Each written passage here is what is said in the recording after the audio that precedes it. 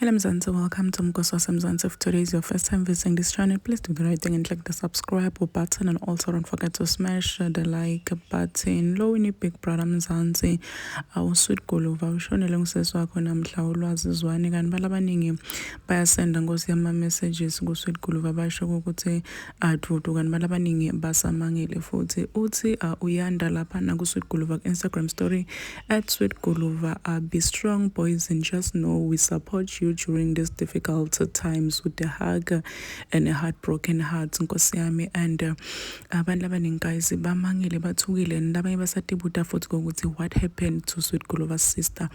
So i-team ya Sweet Guluva ikhiphe statement la isho khona ukuthi isitshela khona ukuthi sesiwa Sweet Guluva sishile emhlabeni namuhla, but bayaqala nkosi yami ukuthi anipheni Sweet Guluva isikhathi sokuthi akhone ukugrieve njengoba lesikhathi lesimatema akakhulu empilweni yakhe.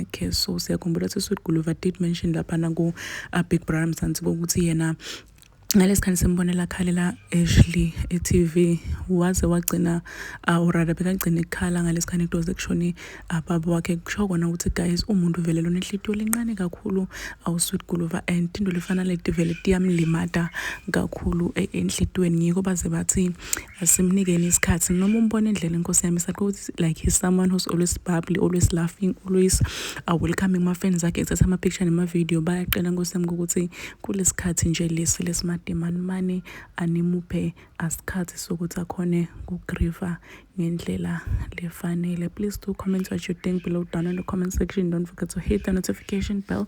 I will see you on the next one. I'm signing out. Goodbye.